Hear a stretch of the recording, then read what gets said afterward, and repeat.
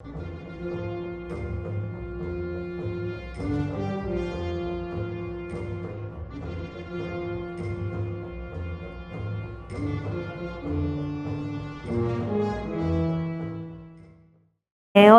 buenos días a todos, a todas. Sí, pues mi nombre es Isabel Galina. Creo que siempre es importante, a mí me gusta empezar la clase. Si los fuera a ver muchas sesiones, seguramente les pediría que por favor se presenten, me digan de dónde son, etcétera. Como estas son pues, sesiones, es la única sección, pues más bien me voy a presentar yo, les voy a contar un poco acerca de mi contexto, porque siempre es importante que sepamos como desde dónde estamos hablando, sobre todo en este tipo de cuestiones que son como tan amplias, tan inter y transdisciplinarias, ¿no? Mi formación original es de letras, incluso estudié aquí en la Facultad de Filosofía y Letras, y a mí siempre me interesaron mucho las publicaciones. Y en aquel entonces estaban empezando a salir las publicaciones digitales, las publicaciones electrónicas. Y pues eso me llevó a estudiar publicaciones electrónicas. Y cuando regresé a trabajar aquí en la UNAM, estábamos empezando a trabajar con publicaciones digitales, que en aquel entonces estaba en la Dirección General de Servicios de Cómputo. Es decir, las primeras publicaciones digitales se estaban haciendo en los centros de cómputo. Y yo era la única persona que no era de informática o de ciencias de la computación o de alguna ingeniería, ¿no? La primera persona en humanidades. Y eso fue como muy importante porque fue de esos momentos de entender que finalmente lo importante eran los contenidos, ¿no? O sea, había mucha concentración sobre los formatos y sobre cómo se difundía, etcétera, pero nadie estaba atendiendo realmente, no era tan importante de qué eran los contenidos, ¿no? Entonces, bueno, ahí empezamos con un proyecto de servicio social para que gente justo de la Facultad de Filosofía y Letras pudiera ir a trabajar en las primeras revistas digitales, los CD-ROMs, las bibliotecas digitales, etc. Y algo que a mí siempre me llamó la atención eran los proyectos o las publicaciones que no se parecían nada a los impresos. Es decir, que si tú tratabas de imprimir eso, se iba a ver, no te iba a funcionar, ¿no? Entonces, como esta innovación en las estructuras para tratar de crear pues, un nuevo tipo de publicación que no se parecía nada a las publicaciones impresas. Y un poco por mi formación y demás, pues eso me fue llevando hacia los proyectos de humanidades digitales, porque precisamente los proyectos de humanidades digitales, muchas veces los productos, los resultados finales, pues los llamamos bases de datos, sitios web, etcétera, pero son nuevos tipos de formas de presentar conocimiento, transmitir resultados, que no se parecen pues para nada a un artículo o a un libro o formas tradicionales de sacar productos, ¿no? Y así es como entré al mundo de las humanidades digitales. Entonces, lo que me interesó mucho fue cómo este tipo de productos digitales afectan todos los ciclos de comunicación y publicación en general, ¿no? Y esto incluye, por supuesto, también el trabajo de las bibliotecas. Entonces, ya más adelante trabajé, hice un doctorado en bibliotecología y estudios de la información, justo enfocándome en todo lo que tenía que ver con bibliotecas digitales, repositorios digitales, etcétera. Entonces, bueno, eso es un poco como el preámbulo. Entonces, lo primero que me pasó cuando, bueno, agradezco mucho a Víctor, a quien acabo de conocer, pero también me invitó Ernesto Priani a dar esta ponencia. Él y yo llevamos mucho tiempo trabajando juntos y lo primero que le dije fue, no estoy de acuerdo con el título de la sesión, ¿no? Le dije porque él tiene, no sé si ya les platicó acerca de un proyecto de la Biblioteca Digital del Pensamiento Novohispano. En algún momento en la primera clase no lo mencionó. Bueno, ya saldrá, es uno de los proyectos. Y siempre hemos tenido un desacuerdo acerca de que si eso es una biblioteca o no.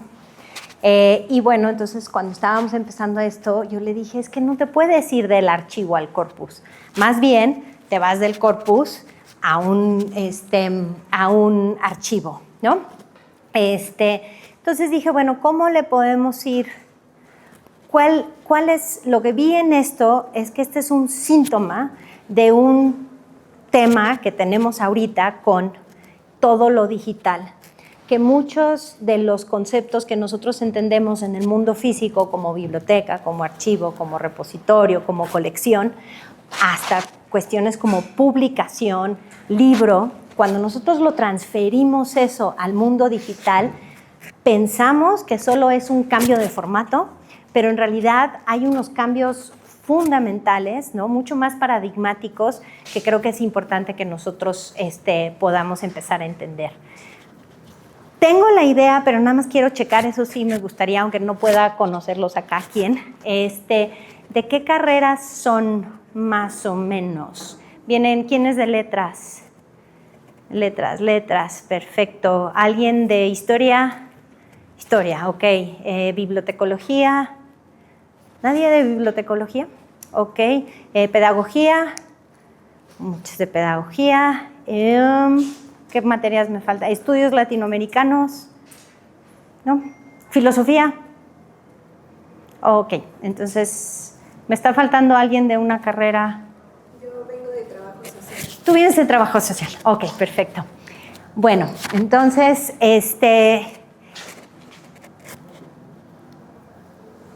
lo que me gustaría hacer entonces en esta clase es empezar a explorar a qué nos referimos con archivo, a qué nos referimos con biblioteca, a qué nos referimos con repositorio, porque la idea es, conforme empezamos a analizar un poco las características de todo esto, esto nos va a ayudar para cuando nosotros empecemos a crear el corpus, porque entiendo que la semana pasada en la clase de Miriam Peña, lo que hicieron fue que les fue explicando, ya que tienen el corpus, ya que tienen el texto, cómo van creando y trabajándolo por dentro, ¿no?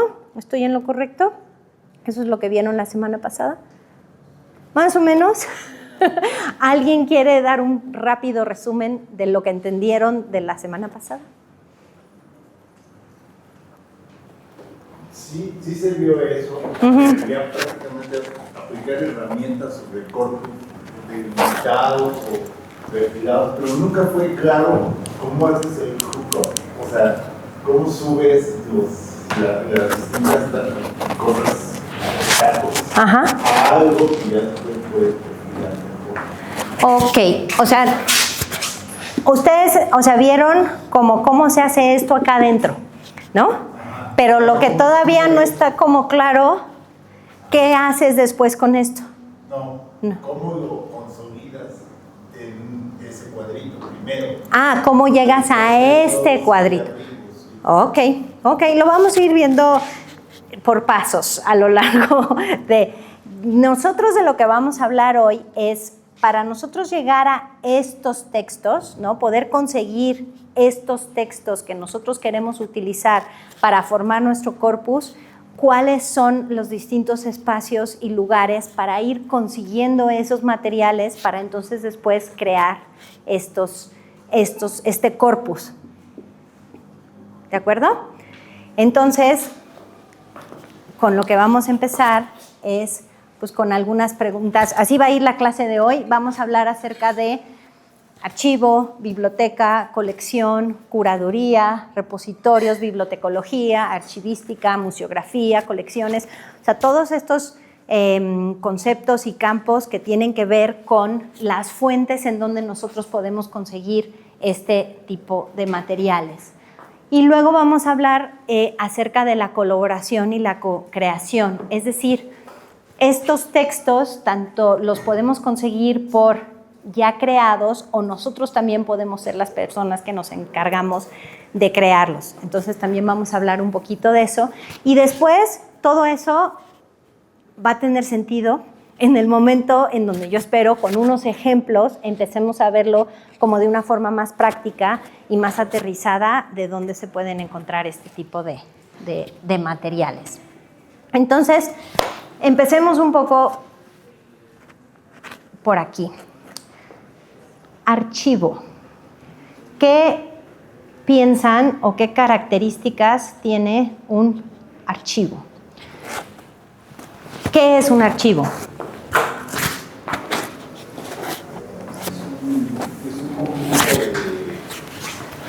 conjunto de documentos. Ajá. Conjunto de documentos. Ajá. No sé si muy bien, producidos por una persona o por una institución. Le estás dando prácticamente la definición. Producido por institución o una persona. Ajá, perfecto. Bueno, ahora lo puede también producir la inteligencia artificial. ¿Puede producir un archivo? No, pues ya sé que, como lo hemos visto como herramienta, no lo voy a regresar a la primera sesión, como herramienta epistémica, que realmente no es que exista, digo, no es que funcione por sí misma, ¿no? Pero supongo que por eso también estamos intentando usar herramientas de inteligencia artificial en esta cátedra. Ok, vamos a dejarlo ahorita producido por institución o persona. Puede ser generativa, ¿no? No sé, ahorita lo platicamos. Ok. ¿Alguien más? Es ordenado. Ese es un punto bastante importante. Está ordenado. Aunque muchos de nosotros tenemos archivos que no están ordenados. Sí. ¿Un archivo podría manejarse como un documento además de varios documentos? O sea, como singular en vez de plural. O sea, que tengas un documento que es un archivo. Generalmente, creo que esta palabra sí es bastante clave. Es un conjunto de documentos. Pero efectivamente, ¿qué pasa cuando... ¿Qué sería entonces un documento?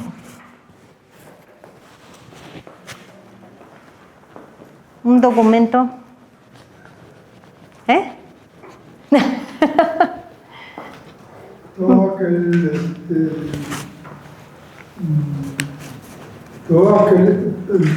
Todos aquellos que se plasman en letras. Aquí, por ejemplo, quizá, o sea, hay documentos textuales, ¿no? Efectivamente, generalmente es algún tipo como de unidad, ¿no? O sea, aquí sí es uno, ¿no? Ahora, en la bibliotecología, por ejemplo, se habla acerca de las unidades documentales, y una unidad documental puede ser cualquier tipo de registro. Pueden ser audios, pueden ser videos, puede ser un mapa, puede ser cualquier tipo de unidad documental, que básicamente lo que tiene que hacer es como transmitir algo, ¿no? O sea, tiene que ser como algún tipo de información o de contenido dentro de esa unidad. Ahora, si no me equivoco, en este coloquio, en esta cátedra se va a estar hablando mucho sobre todo de unidad de documentos textuales, ¿no? ¿Ese es el enfoque principal o están viendo también otros tipos? Audio y video también, ok. Yo no sé mucho de audio y de video. Yo en general me he concentrado mucho en las fuentes textuales, ¿no? Sobre todo. Pero efectivamente, entonces puedes tener, pero esos documentos podría ser la unidad documental puede ser textual, video, algún otro tipo de cosas. ¿Algún otro comentario sobre archivo? ¿El documento entonces es la unidad del archivo? Sí, exacto. O sea, lo que vas a tener es un conjunto, pues incluso ahorita lo dijo, ¿no? Un conjunto de documentos. Ahora, si nosotros definimos documento como unidad de archivo nada más, el problema es que entonces no puedes meter documentos en bibliotecas. ¿Cuál sería la diferencia o cuáles serían las características, por ejemplo, de una biblioteca? ¿Qué es una biblioteca?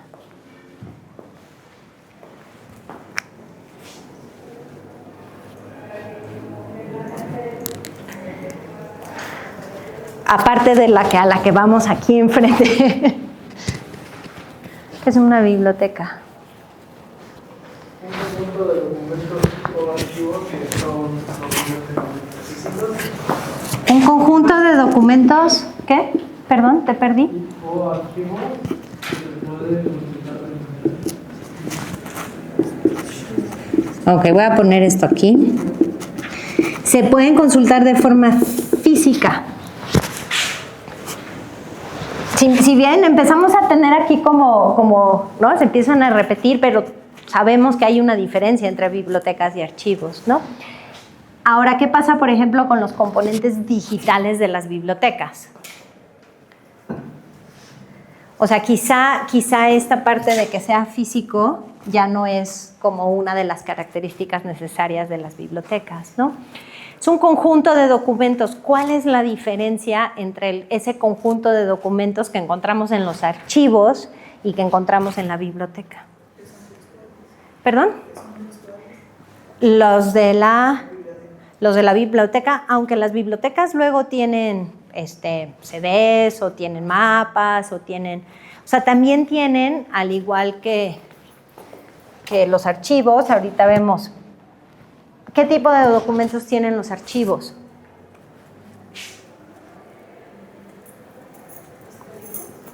Por ejemplo, existen los archivos históricos, ¿no? Y los archivos históricos generalmente tienen, no sé, tratados,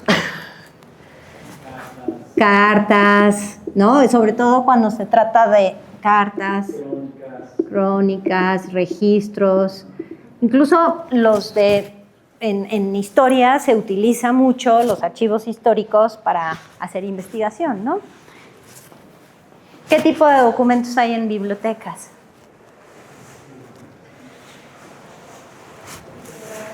¿Ah? Literarios. Yo creo que lo que estoy buscando aquí es, por ejemplo, libros, ¿no? ¿Y cuál podría ser? Vamos a decir que adentro de un archivo histórico o adentro de un archivo puedes encontrar libros como parte de un archivo personal de alguien, ¿no? ¿Cuál es la diferencia, por ejemplo, entre los libros que nosotros encontramos aquí en la Samuel Ramos? Todavía se llama Samuel Ramos, no le han cambiado el nombre. Okay. Libros y los que, por ejemplo, encuentras en un archivo histórico. Dime. Pues tal vez en la biblioteca de Samuel Ramos podamos encontrar libros con temáticas variadas, las instituciones que se ven en la facultad y que a lo mejor en una biblioteca puedan tener una temática o Exacto. Generalmente las bibliotecas, ¿no?, tienen algún tipo de... Hay un desarrollo o hay una idea de desarrollo de colecciones, ¿no?, dentro de la biblioteca. Y entonces ellos hacen adquisiciones dependiendo de una idea que tiene que ver con necesidades de información de cierto tipo de usuarios, ¿no? O sea, a diferencia de un archivo que generalmente se va desarrollando ya sea como en el quehacer diario de la producción de un individuo o una institución. Es decir, se va formando, no sé, vas teniendo las cartas, vas teniendo los registros y vas formando tu archivo a razón como de tu quehacer diario. Mientras que una biblioteca lo que vas a tener es, la biblioteca se establece para que tus usuarios que tienen ciertas necesidades de información, dependiendo de su perfil, su carrera, cualquier cosa, vas adquiriendo estos documentos, le hace libros, revistas, todo ese tipo de materiales, para que entonces puedan ser consultados por tus usuarios. Entonces, aunque ambos tienen conjuntos ordenados, aquí nos faltó conjunto ordenado, ¿no?, de documentos, el tipo de documentos y las razones por las cuales consiguen esos documentos son muy diferentes. ¿Ok? Repositorio. ¿Alguien ha oído la palabra repositorio? ¿En qué contexto los que sí lo han escuchado? Físico, o bueno, puede no ser físico, también puede estar en internet, donde se guardan cosas, ¿no? Se guardan archivos. Los repositorios en general, si bien la palabra original efectivamente es el lugar donde se guarda algo, son esas definiciones que no sirven de nada, ¿no? Es como la definición de metadatos, que luego te dicen que son datos sobre datos, y eso no, pues es útil, cero útil, la verdad, pero es un punto de partida. Lo mismo pasa con los repositorios. O sea, repositorio es el lugar donde se guarda algo, pero en general los repositorios suelen ser, sobre todo como los usamos hoy en día, pues son repositorios digitales, ¿no? Y los repositorios, ¿alguien ha oído acerca de ellos en el contexto universitario? Repositorio. ¿Qué hacen cuando terminan su tesis? Sí. Se sube el repositorio. Ah. Principalmente con el repositorio de la Universidad de Madrid, que también se suben documentos activos. En el repositorio. Sí. Ah, ok. Aquí nuevamente vamos a llegar a la misma idea. Es un conjunto ordenado, ¿no?, de documentos.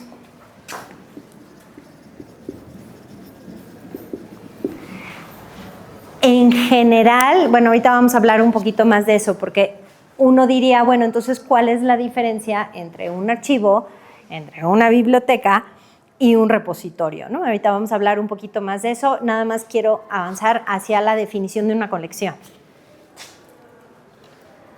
¿Colección? ¿Alguna idea?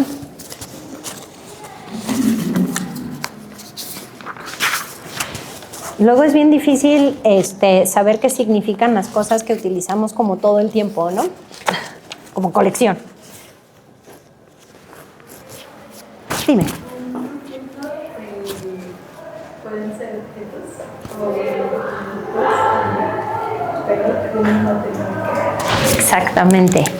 Las colecciones generalmente se organizan alrededor, ¿no?, de algún tipo de temática. No sé, las colecciones de monedas o las colecciones de alguna cosa así. Tienen muchas veces un enfoque temático o de materia. Incluso cuando mencionaste, fuiste tú sobre lo de la, perdón, ¿cómo te llamas? Susana.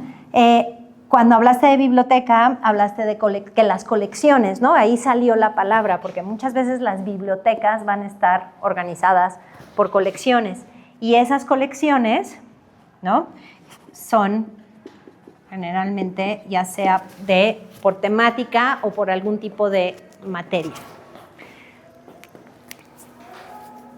¿De qué nos sirve todo esto? No se preocupen, ya nos daremos cuenta, porque vamos a ir encontrando cómo justo son los archivos, las bibliotecas, los repositorios, las colecciones, las fuentes de donde vamos a poder conseguir muchos de los objetos digitales que después vamos a necesitar para poder aplicarle tecnologías de inteligencia artificial, ¿no?, para poder encontrar los resultados que nosotros queremos. Entonces, está chiquititito, ¿verdad? Déjenme ver si lo puedo hacer un poquito más grande. Uno de los problemas, a ver,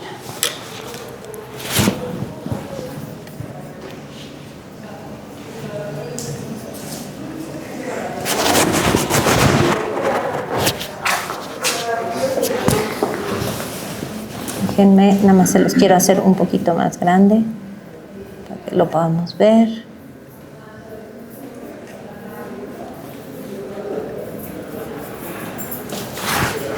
Ahí está.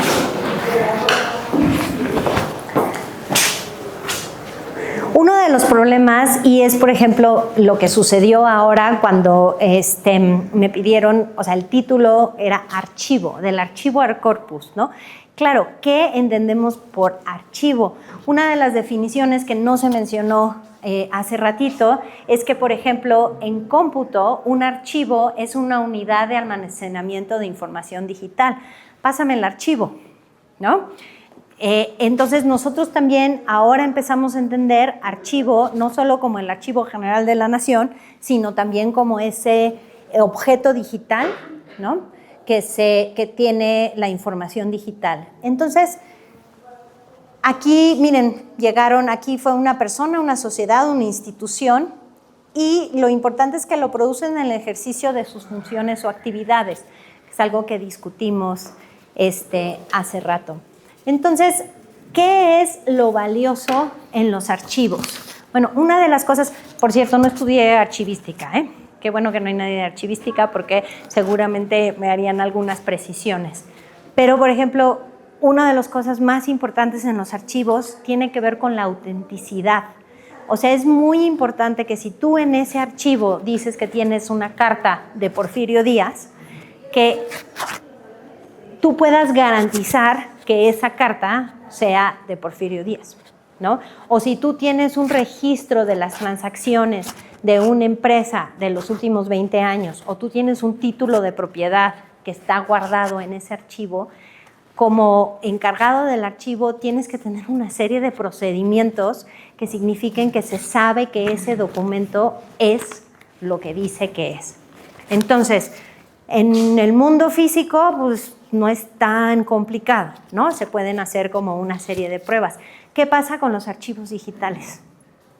¿Cómo te aseguras que ese objeto digital que tú tienes, esa carta, ese correo electrónico, esa hoja de Excel, sea la hoja de Excel producida por tal persona, tal día, en tal contexto, ¿no? Entonces, otra noción muy importante en archivos tiene que ver con procedencia, que es decir, que te puedas asegurar de que fue creado en X momento bajo ciertas circunstancias.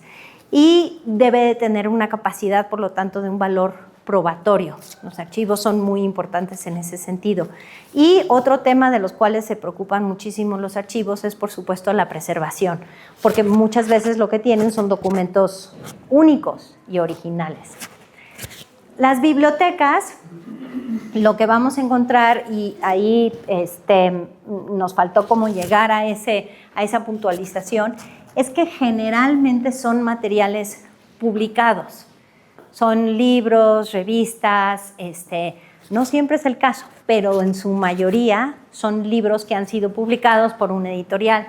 Entonces, ¿qué es lo que pasa? Que no necesariamente son materiales únicos. Es decir, esa versión que tú tienes de ese libro, pues hay otras 5,000 ejemplares en el mundo, ¿no? Entonces, esta parte acerca de asegurar que sea el volumen que compraste tal día, pues no es tan importante, ¿no? Porque se puede intercambiar por otro. O sea, no hay un problema, no necesitas ese objeto único. Y está pensado mucho para cuestiones de lectura, consulta, estudio, o sea, todo lo que hablamos de los servicios de información. Ahora en cómputo, también biblioteca, sobre todo en inglés, se hablan de libraries. Y library es como, aquí me podrá corregir alguien de ciencias de la computación, son como una serie de funciones e instrucciones, etcétera, que como que se juntan todo que te permite hacer algo, ¿no? Entonces, no tiene nada que ver necesariamente con una biblioteca como nosotros las entendemos. Entonces, empezamos a tener, cuando pensamos en proyectos de humanidades digitales, gente que se está hablando y que está usando un término archivo o está usando un término biblioteca y están entendiéndolo totalmente diferente, ¿no? Aunque pues parece ser que son pues palabras comunes, ¿no? Ahora, aquí está el lugar donde se guarda algo, es lo que dice la RAE, no solo yo. Pero en general, una mejor definición es una plataforma o sistema digital que almacena, gestiona y da acceso a contenidos digitales, a menudo con un énfasis en la preservación a largo plazo y la interoperabilidad. Más adelante les voy a enseñar algunos ejemplos de repositorios.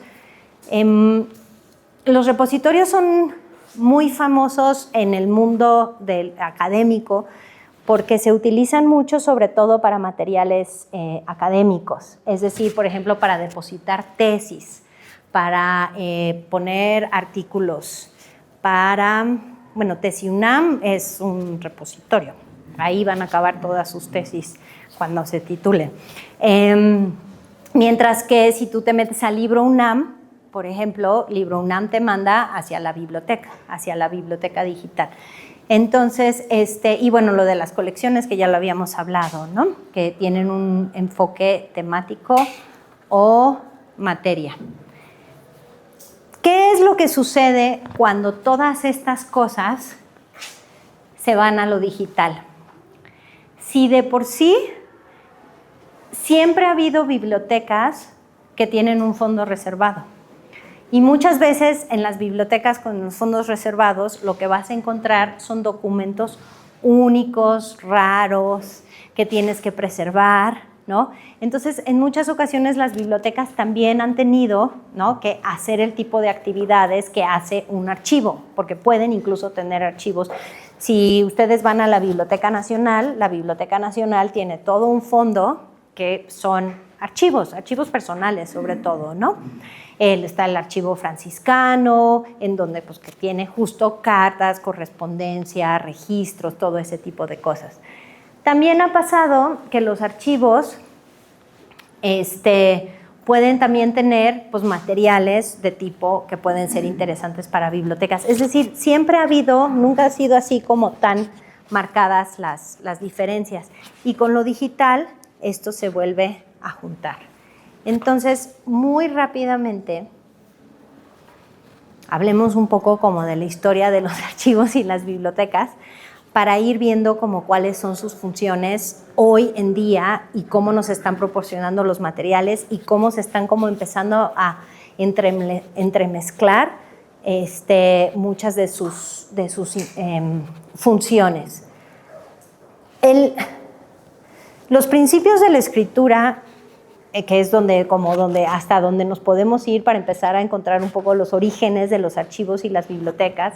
Al principio los archivos y las bibliotecas en realidad no existía como mucha diferencia entre ellas, o sea, no fue sino hasta después que se hizo como esta separación, de tal forma que nosotros tenemos, por ejemplo, el Archivo General de la Nación y tenemos la Biblioteca Nacional, y son instituciones totalmente independientes, y según esto con funciones muy, muy diferentes, ¿no? Entonces, algo que es muy importante es que los principios de la escritura, en realidad, muy grosso modo, muy general, muy como para fines de esta clase, ¿no? Obviamente estoy diciendo generalidades en esta parte, pero es nada más para ir enmarcando la discusión, ¿no?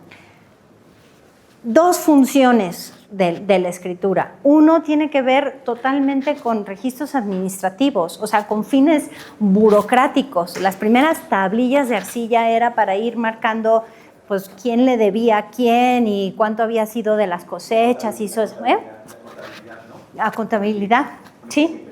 De las primeras cosas que nosotros necesitábamos era tener una forma de registrar la lista del súper y quién te debía qué, ¿no? O sea, esa necesidad. Y la otra también tenía que ver mucho con toda esta parte de la creación de los mitos, de la religión, de las historias, que eso sí tuvo una historia oral durante mucho tiempo, ¿no? Pero que en su momento pues, se van haciendo esta parte de la acumulación de la memoria, por ejemplo, con las leyes, con los lineajes, con cómo nos organizamos y cómo nos administramos. Claro, entre más grandes se van haciendo nuestras civilizaciones y más complejas, pues ya empiezas a trabajar más con sistemas archivísticos pues ya mucho más masivos. O sea, imagínense administrar el Imperio Romano, ¿no? O sea, requiere para poder estarle cobrando a la gente los impuestos, etcétera, pues necesitas tener forma de apuntarlo. O sea, eso no era como la importancia de poder hacer eso, ¿no? Y lo mismo, si bien la Biblioteca de Alejandría, que es como este gran sueño de tener todo, que hasta la fecha, si nosotros vemos proyectos como el proyecto Gutenberg, que creo que lo mencionó Miriam la clase pasada, ¿no? Esta intención de que tengamos todo lo jamás producido en un espacio, ¿no? Es una cosa que lleva muchos milenios, ¿no? Entonces, Y tiene que ver con esta idea de poder categorizar y organizar el conocimiento. Entonces, en este momento ya empezamos a ver una división. Los archivos son para administrar, para todo ese tipo de documentos, mientras que las bibliotecas piensan mucho más en acceso, clasificación y uso. De tal forma que se empieza a hacer, incluso hay una carrera de archivística y una carrera de bibliotecología. Entonces, ahora sí, ¿cómo conectamos esto a las humanidades digitales? Que sí va a llegar a las humanidades digitales en algún momento.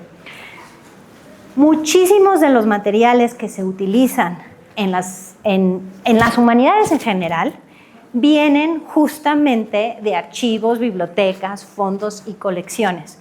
O sea, a diferencia de las ciencias, por ejemplo, las ciencias naturales, pues su fuente de datos es la naturaleza, ¿no? O sea, ahí es donde van, capturan los datos y esos son los que ellos procesan y analizan y estudian.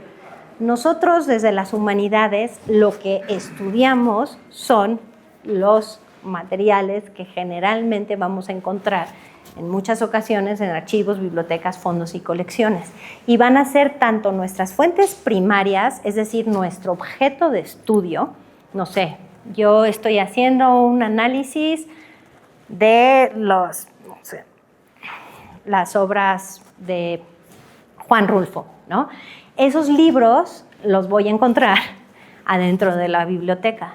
Probablemente también me interesen como fuentes secundarias pues toda la investigación que se ha hecho acerca de Juan Rulfo, ¿no? ¿Dónde leo los artículos relacionados con su trabajo? Pues también los busco en la biblioteca.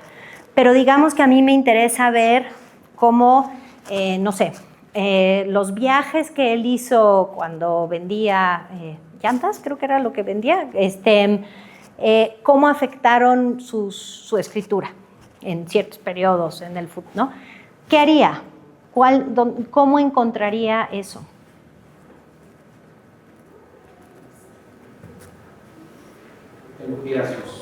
Tal vez en sus archivos personales. Probablemente buscaría en sus archivos personales. A lo mejor hay diarios, a lo mejor hay cartas, a lo mejor hay registros de transacciones de pago que me indican en dónde estaba, en qué momentos, ¿no? Con fechas, que me permite entonces empezar a ver la influencia de sus viajes con sus escritos. Si buscaran aquí mismo en la Universidad del Futuro, ¿no? Y Ajá. yo creo que a nuestro historial académico, ¿no? Exacto. Y de ahí tal vez encontrarían el registro de la dirección, ¿no? Tiene que ser detectivesco, claro. Sí, exacto. Y la Facultad de Filosofía y Letras tiene un archivo, ¿no? De sus estudiantes, precisamente porque es de las cosas que en su quehacer diario produce y que tiene que mantener precisamente para que tú puedas comprobar un día que efectivamente sí cursaste la licenciatura aquí, que luego hemos visto casos de que no. Las entidades que contrataban al grupo, probablemente, puede que no, porque en nuestro tiempo no eran tan minuciosos, Sí. pero probablemente había recibos de pago, o cuando iba a dar conferencias seguramente los boletos de avión o el camión, no sé. Exacto, exacto. Entonces utilizamos, ese sería un ejemplo de cómo podemos utilizar fuentes, ¿no? Algunas fuentes primarias y algunas fuentes secundarias para hacer los estudios. Entonces, cuando nosotros estamos trabajando en las humanidades digitales, ¿no? Algo que sucede es que utilizamos esos documentos pero en formato digital, ¿no? Porque vamos a decir, voy a poner el mismo ejemplo de Juan Rulfo. Digamos que nosotros lo que nos interesa es, no sé si Juan Rulfo sea el mejor ejemplo porque no sé cuánto viajó, pero digamos que haya sido una persona que haya viajado muchísimo, entonces yo tengo todos los registros de sus viajes. Entonces, ¿qué podría ser un proyecto como muy interesante? Yo voy a registrar en una hoja de Excel qué día viajó, de qué punto a qué punto, ¿no? Y luego voy a comparar qué estaba escribiendo en ese momento para poder ver si hay una influencia entre lo que estaba escribiendo. Ni siquiera sé si escribía cuando trabajaba de eso, pero bueno, es un ejemplo hipotético. Entonces puedo ver si hay, ¿no?, una influencia entre los viajes y el tipo de textos que está produciendo en ese momento. Entonces yo lo pongo todo en, digamos, en una base de datos, en una hoja Excel, y luego lo que puedo hacer es, por ejemplo, ponerlo en un mapa. Entonces puedo ver, así puedo ir visualizando, y luego lo que puedo hacer es decir, ¿qué textos estaba escribiendo en estos periodos? Porque tengo la fecha en la que estaba produciendo esos textos. Y entonces lo pongo como uno sobre el otro, utilizando algún tipo de interfase, y empiezo a quizá poder descubrir cosas que lo pudiera hacer a mano también, pero cuando estás hablando de muchos viajes, pues obviamente puedes verlo e interrogar esos datos de una forma como muy diferente. Entonces, en realidad, aquí lo que estamos hablando, cuando hablamos como de un corpus, en este caso, va a ser una mezcla de las cartas, ¿no?, el texto de las cartas, el texto del registro de viajes, etcétera, etcétera, y todos esos objetos digitales te van a funcionar para que tú entonces las puedas interrogar de ciertas formas. Pero ¿cómo vas consiguiendo todo ese tipo de materiales, objetos digitales, ¿no? Y les pasaron la lectura. ¿Quién tuvo oportunidad de leerla? ¿Quién no tuvo oportunidad de leerla? Ok, está bien. Uno de los temas que se menciona mucho en esa lectura es data curation, curación de datos. No sé si es exactamente la traducción, pero la podemos utilizar. ¿Alguien recuerda más o menos de los que leyeron qué es eso? No es como dicen mis hijos, curar a los datos que están enfermos. Perdón. Seleccionar datos es una parte, ajá. Yo lo entendí más como un proceso igual como de discriminación de información. Ajá. Que tal vez no todos los datos son como relevantes a lo mejor para lo que se está buscando. Ajá. O también tratar como de sacar cierta información para poder clasificar. Ajá, discriminación. Clasificar.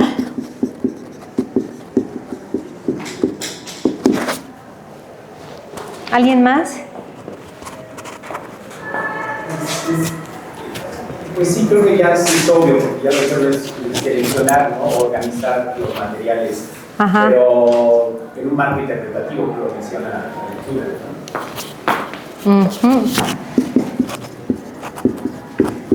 ¿no? Interpretativo, ajá.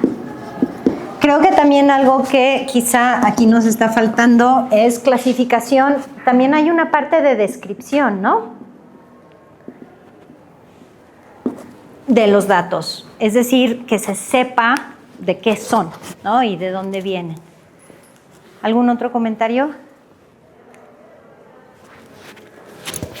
Bueno, aquí en esta... La integridad de los datos es otro tema.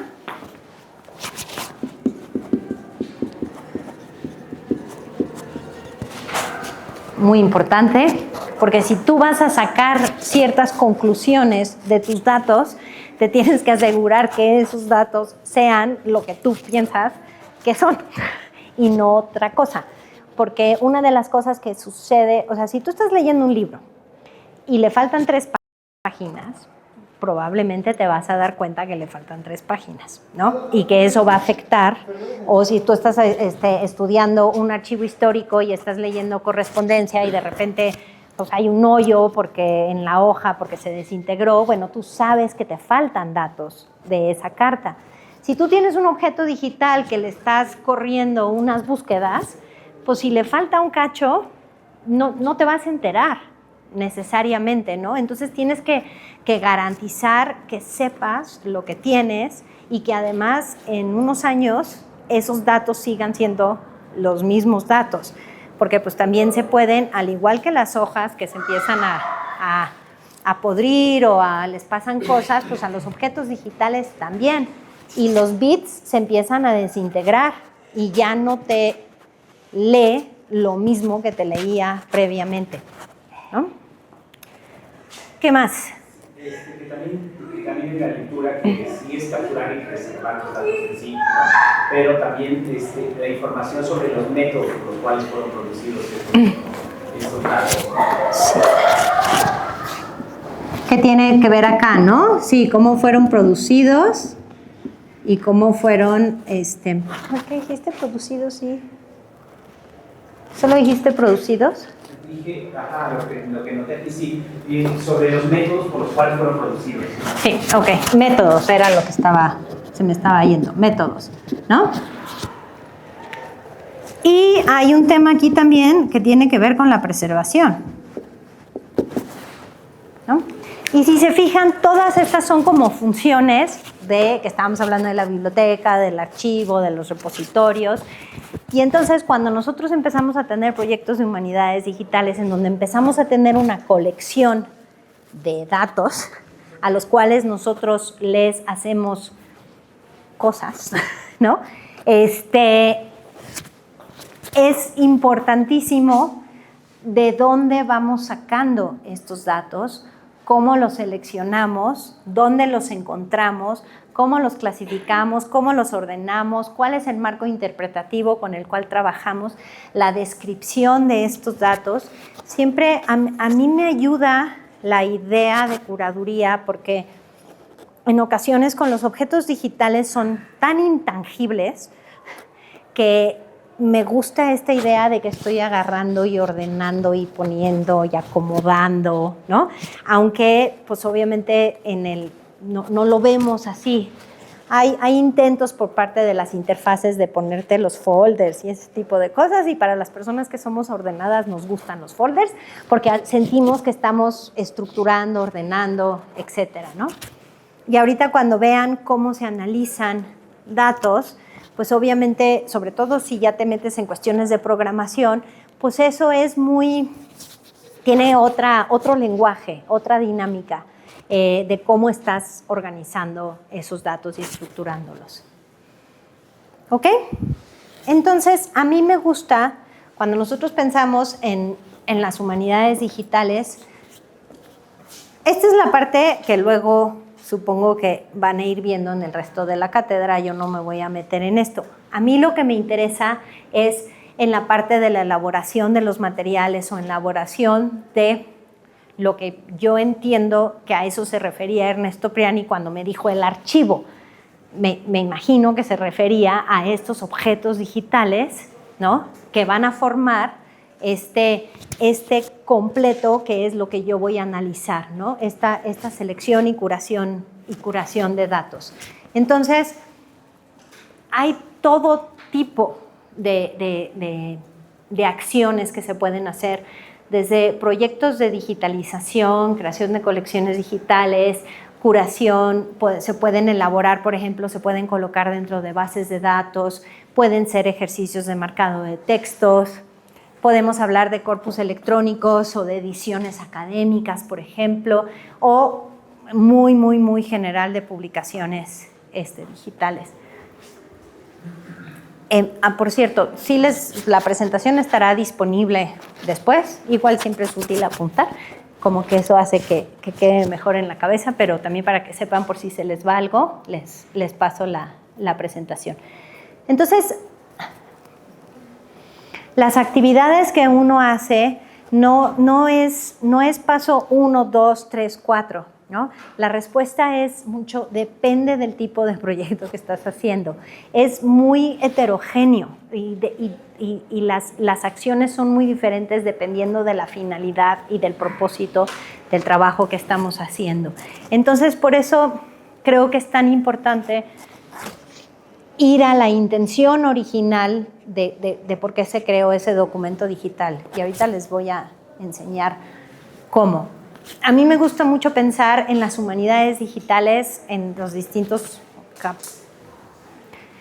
campos de acción, en capas, ¿no?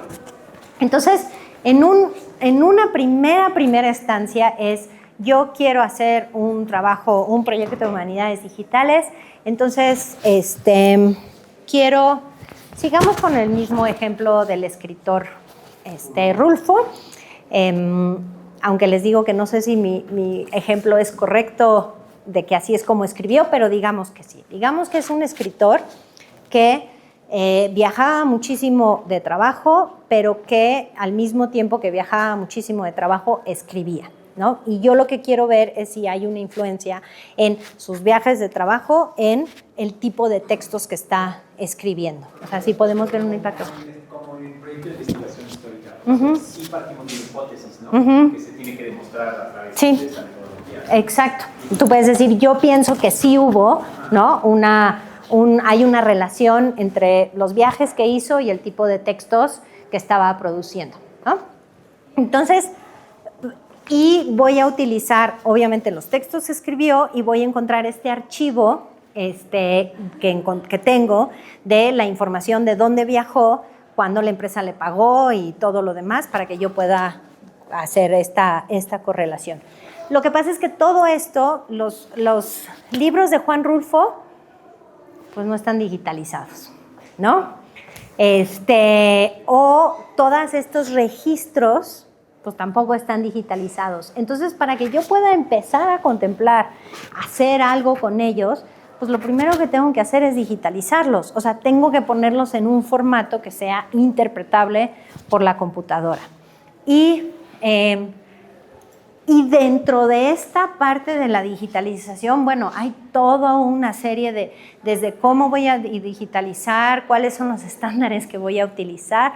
Voy a digitalizar, voy a hacer JPGs, voy a hacer OCRs, voy a transcribir los textos, o sea, hay muchísimas opciones y depende mucho del proyecto de investigación que voy a hacer, también de las limitantes que yo tengo en mi proyecto, ¿no?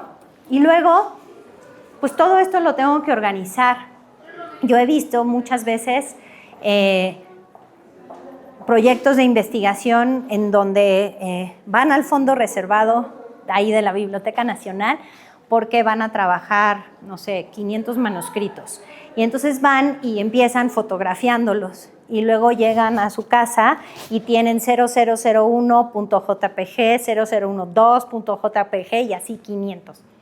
Y no tienen nada de información acerca de esos objetos digitales. O sea, es decir, estos objetos digitales pues son una lista, bueno, ni siquiera una lista, los ven ahí en su interfaz, pero no tienen la información que requieren para poder administrarlos, manejarlos, ¿no? Y esta es la información, y aquí sí, esta es una buena definición de metadatos, ¿no? Es la información acerca de estos objetos digitales que ellos tienen,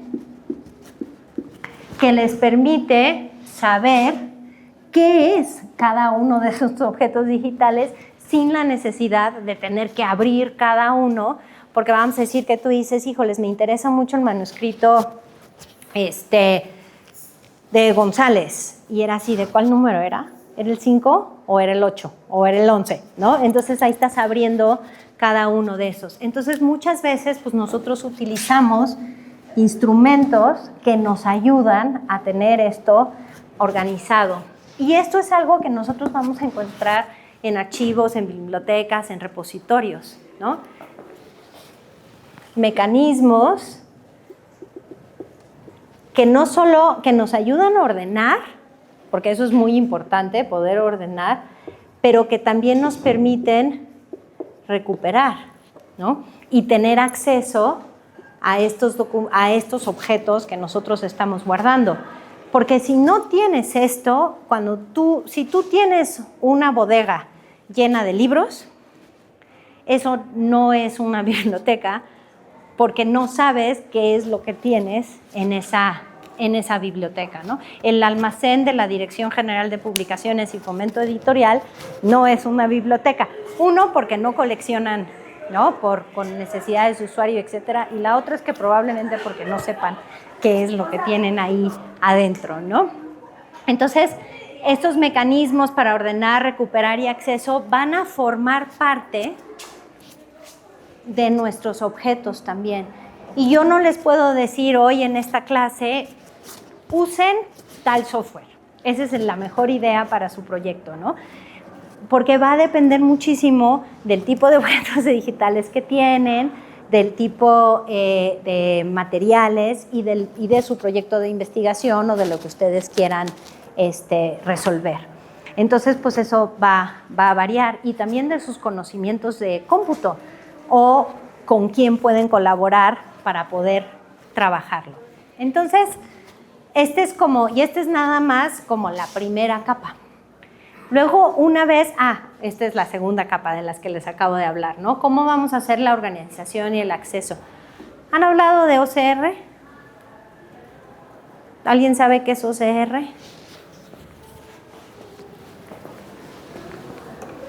¿Nadie? ¿Algún intento? ¿Pueden adivinar? Sí. Bueno, es que lo saqué de la... Muy bien. Sí leíste. Pero totalmente vi una chica de programación. Un software que convierte imágenes como escaneadas a texto. Editable. Exactamente. Se llama, el OCR es reconocimiento óptico de caracteres. Y para nosotros, los que hacemos análisis textual, es súper importante el OCR. Es Optical Character Recognition. Porque ¿qué es lo que pasa? Cuando nosotros digitalizamos un libro, lo que ve la computadora es la imagen de las palabras. La computadora no los entiende como texto que puedes procesar.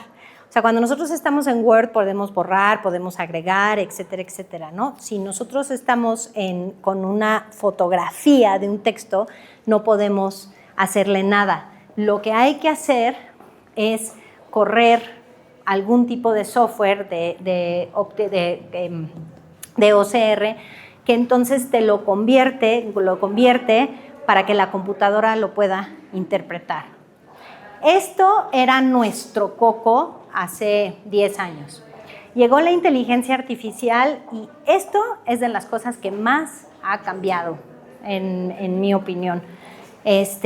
Porque, no sé, ahora estuve, en el verano estuve en un congreso y estaba en Portugal y según nosotros siempre hablamos portugués, pero la verdad es que los que hablamos español no hablamos portugués.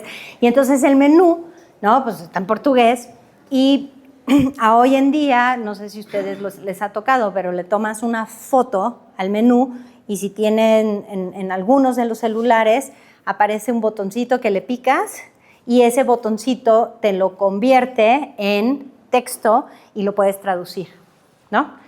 Entonces, y ese tipo de cosas hace 10 años pero era muy complicado y era un software especializado y etcétera, ¿no? Entonces, aquí hemos visto como grandes cambios. Ahora, el OCR funciona muy bien para textos modernos, con letra clara, tipografía, con buenos contrastes, etcétera. Cuando estás tratando de hacerle OCR a un manuscrito del siglo XVI o no sé, a una receta médica de este siglo, ¿no? Le cuesta muchísimo trabajo. ¿Por qué? Porque pues lo que va haciendo es que va reconociendo, ¿no? Dice, este trazo yo sé que es una O, ¿no? Y este trazo es una P. Obviamente cuando los trazos son así, pues le cuesta muchísimo más trabajo interpretar qué es. Y existe software especializado, etcétera, etcétera. Pero para que se den una idea, ese es como todo un rango. Entonces, estos procesos, ¿no? Ahorita vamos a ver un ejemplo, sí, de OCR. Y cómo nos puede ayudar en la Hemeroteca Nacional Digital de México. Ya que tengo eso, cómo voy formando mis objetos digitales en el sentido de que dejan de ser una lista de objetos digitales y se convierten en algo, no sé, en un sitio, en una cosa como mucho más formada, pues obviamente existen muchas distintas plataformas de publicación. Puedes hacer una edición digital, puedes hacer colecciones digitales, los libros aumentados, hay cuestiones ahí relacionadas con diseño editorial, son como los temas, ¿no? Hay todo un tema de distribución y publicación que a mí me encanta, que si quieren luego lo platicamos más, y toda la parte que les decía de pues, la catalogación, la clasificación, la descripción, para que este conjunto de objetos signifique algo. Y dentro de aquí, pues también podríamos utilizar tecnologías como, utilizar metodologías como marcado de texto, otro tipo de estándares, sistemas georreferenciados. El ejemplo que les di de Rulfo, pues incluso se los di un poco como, imagínense que nosotros pudiéramos tener localizados en el mapa los distintos lugares a donde fue, ¿no? Y poder verlos en el mapa para ir trazando este tipo de movimientos, ¿no? Linked Open Data, en eso no me voy a meter, pero tiene que ver muchísimo con bibliotecas y cuestiones de ya los procesos que se pueden ir aplicando sobre estos textos. Entonces, en realidad, es una gama muy amplia y a veces nuestro proyecto es dos cositas, ¿no? O a veces puede ser, si es un proyecto más ambicioso, pues puede ser una cosa como muchísimo más amplia. Entonces, cuando yo quiero conseguir estos materiales, pues ¿dónde están las fuentes para este corpus que yo voy a utilizar, ¿no? Hay veces que estas fuentes de estos materiales que yo necesito ya están disponibles en formato digitales a través de archivos, porque pues hay proyectos de archivos que ya digitalizaron una parte de sus materiales, o de repositorios o de bibliotecas en donde yo puedo utilizar esos materiales ya en formato digital para hacerles cosas, ¿no? En la parte de curaduría de datos. O también hay veces que yo lo que voy a tener es que digitalizar los materiales y generalmente van a venir de archivos, repositorios, bibliotecas y colecciones. O sea, lo que quiero enfatizar es que estas son instituciones que nosotros utilizamos y que sus contextos particulares van a afectar cómo podemos nosotros conseguir esos materiales. Entonces yo creo que son reflexiones importantes. Estos luego se conocen mucho como, aquí no puse museos, porque es todo otro campo, pero también los museos, muchas veces de ahí también, no sé, historia del arte o cosas así, también son objetos que nosotros, hoy, pues depende, pero para el ejemplo que estamos dando hoy, pero pues hay veces que también pueden ser materiales, por supuesto, que de museos y de galerías, ¿no? Lo que se conoce, ahora está muy de moda este término en GLAM, que es Galleries, Libraries, Archives and Museums. O sea, en general en español, instituciones de la memoria, ¿no? O sea, aquellas instituciones que se encargan justo de hacer todo este tipo de trabajo y que están incursionando en las digitalizaciones y que siguen siendo entonces nuestras fuentes para trabajo. Y las otras veces, y luego lo que sucede es, independientemente de dónde lo conseguimos, a veces es una combinación de ambos, nosotros acabamos creando algún tipo de archivo, repositorio, biblioteca, colección, ¿no? O creamos el nuestro propio o lo incorporamos en un archivo, repositorio, biblioteca, colección, en el mejor de los casos, ¿no? Entonces, o sea, como que lo veo de las dos partes, o sea, de dónde lo tomamos y qué vamos a hacer con eso después de haber terminado el proyecto o cómo lo vamos a formar. Entonces, Estas fuentes, le cambié la diapositiva y luego me... Estas fuentes, los archivos, los repositorios, las bibliotecas, las colecciones, cómo están digitalizados, marcados, creados, van a depender mucho de con qué intención se digitalizaron y también va a marcar muchísimo cómo están organizados. Y también, obviamente, las herramientas para encontrar y acceder a esas fuentes que nosotros queremos. ¿Ok? ¿Dudas? ¿Preguntas? ¿Inquietudes? ¿No? Antes de, porque lo que voy a hacer ahora es, vamos a ver algunos ejemplos para... Dime. Entiendo que cuando hablas de intencionalidad, da a entender que tal vez ese documento no está completamente digitalizado y que hay una parcialidad que le interesa al que lo hizo para que nada más eso se estudie. Exacto. Exacto. Eso podría ser. ¿Cómo puede ser el motivo de investigación de nosotros? Exactamente. Ese es un magnífico ejemplo. Es decir, alguien tomó para sus fines una selección X y tú en realidad necesitas también, ¿no? Te está faltando esto. Y por eso es tan importante no solo la selección, sino también esta descripción de qué es lo que contiene nuestro corpus, ¿no? Vamos a llamarlo archivo corpus, ahí todavía iremos aclarando sobre la marcha a qué nos referimos. Qué sí está y qué no está. Y ese es un trabajo que cada vez se habla más de este tema en términos de... Muchas veces lo que sucede con los proyectos de digitalización es que se toma lo que ya está en los archivos, las bibliotecas, ¿no? Se digitaliza y se pone en línea. El problema es que suele hacerse como por cuestiones como motivos muy prácticos, ¿no?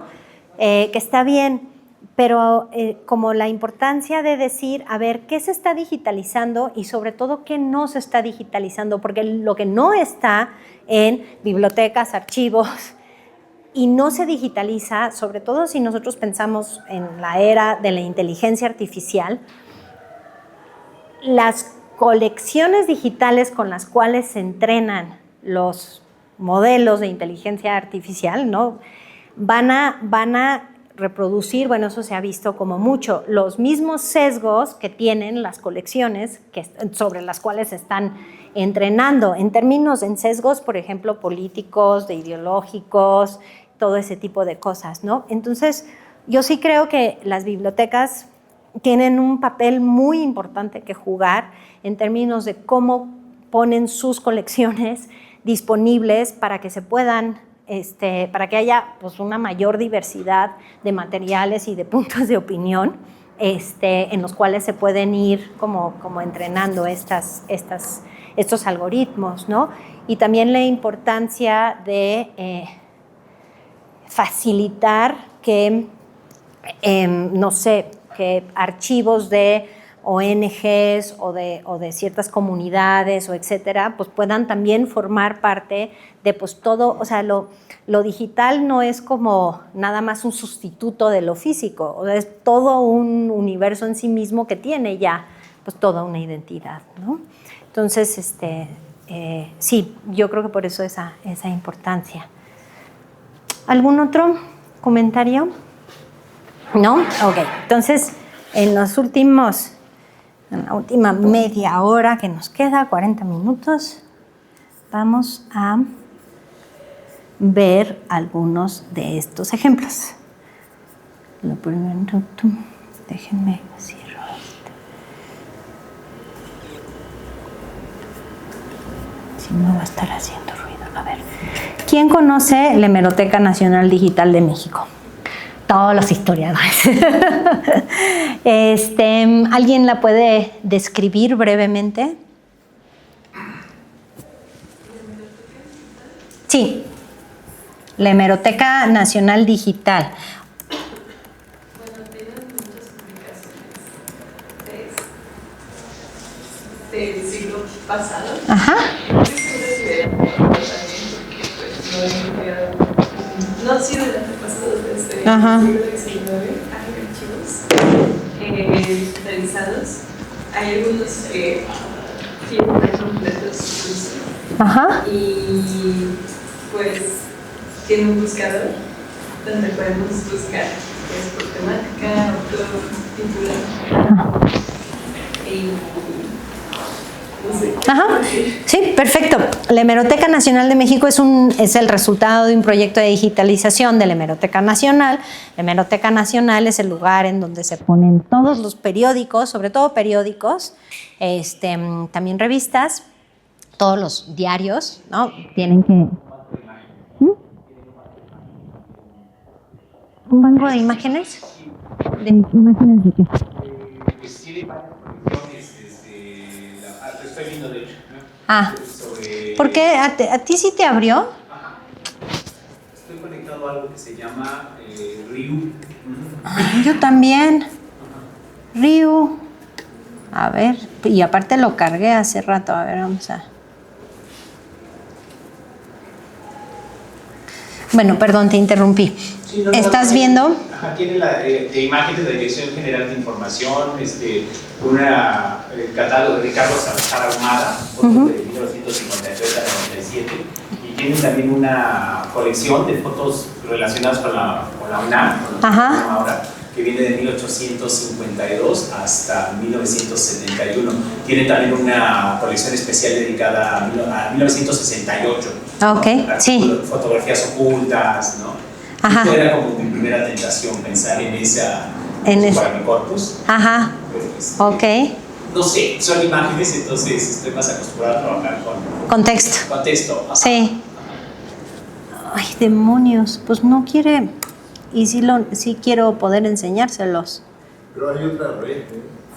¿Hay otra red? Pues estoy en Ryu. A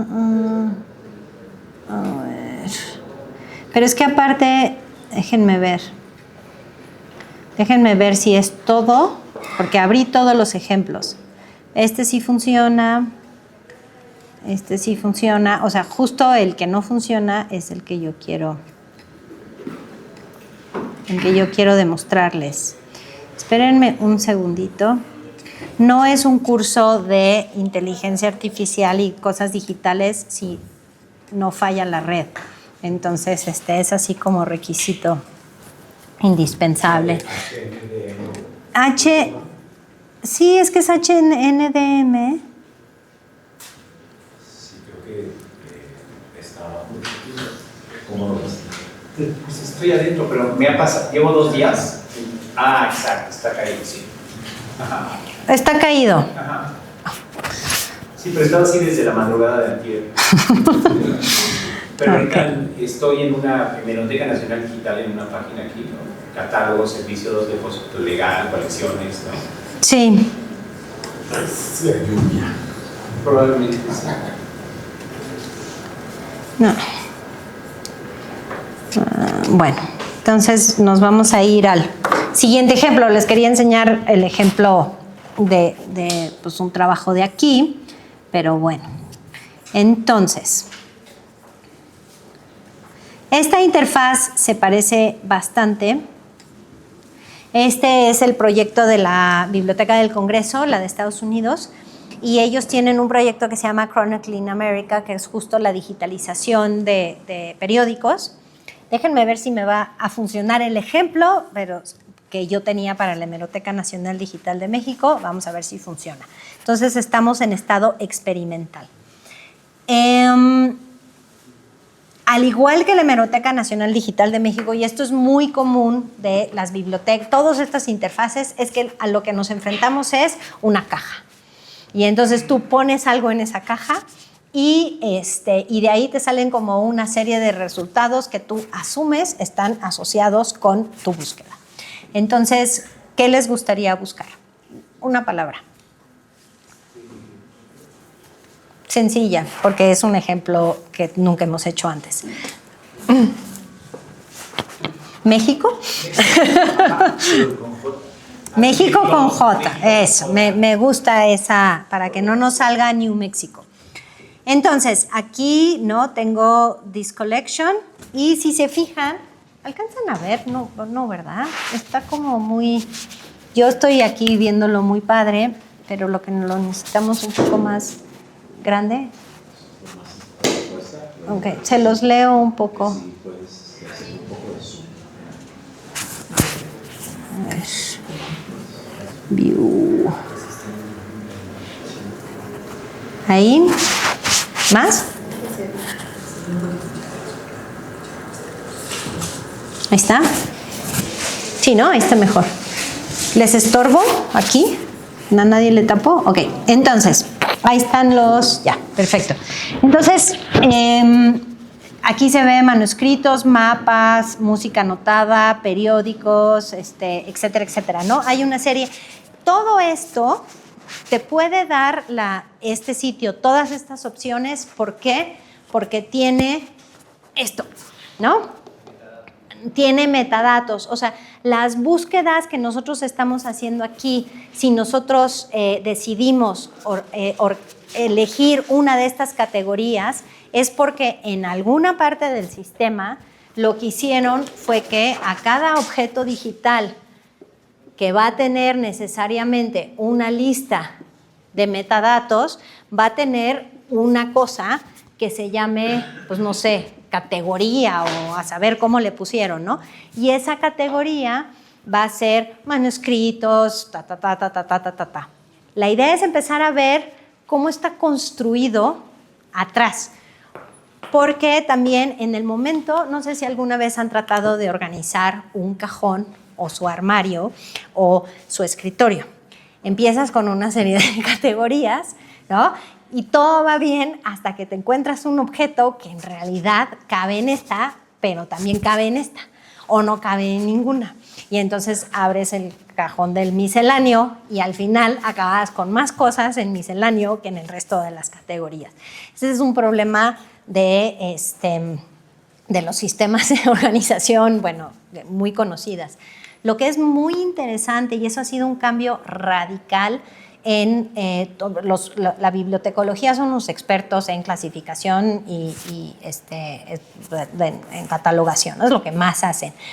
Y algo que ha sido muy interesante con el cambio al físico es que con el cambio al digital, cuando tú tenías un objeto físico, un libro, y tú decías, pues este libro es de antropología, pero también es de economía, ¿no?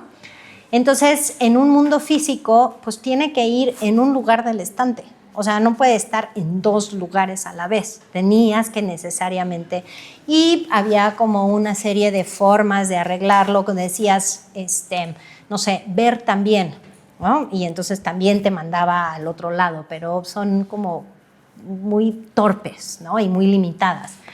¿Qué es lo que pasa en lo digital? Que a mí se me hace absolutamente fascinante del cambio como en términos de organización de información, que algo digital puede estar en muchas partes al mismo tiempo, ¿no?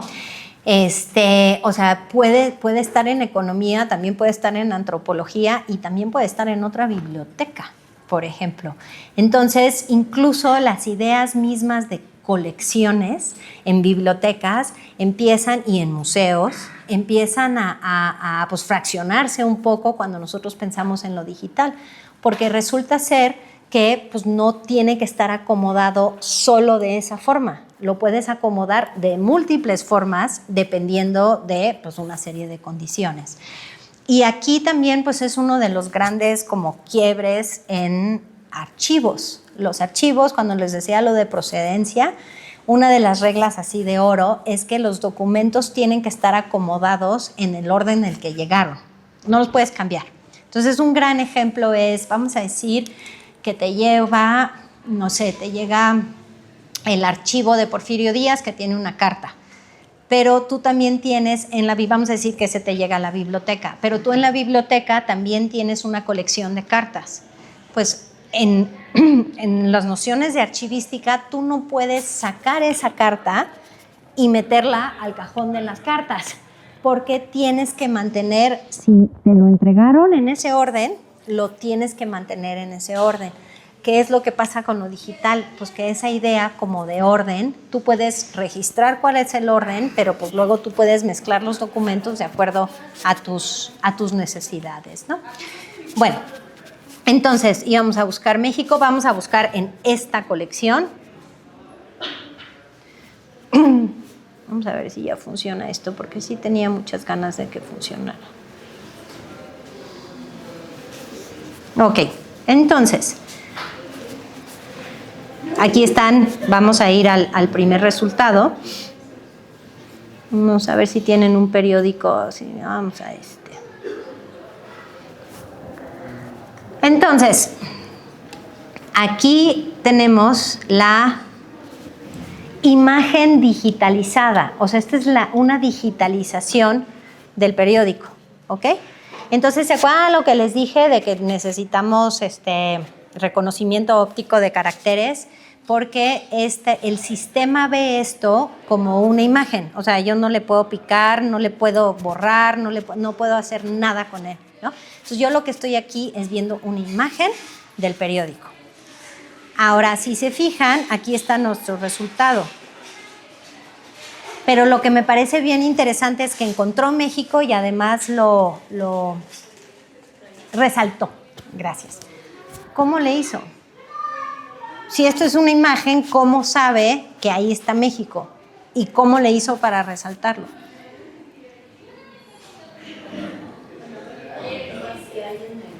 Perdón, no te escuché.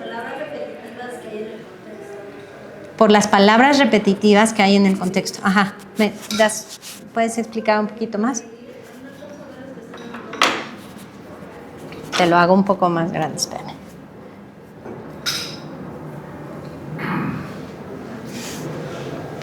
Dime. Por ejemplo, las palabras repetitivas como que te van dando el ordenamiento también del contexto.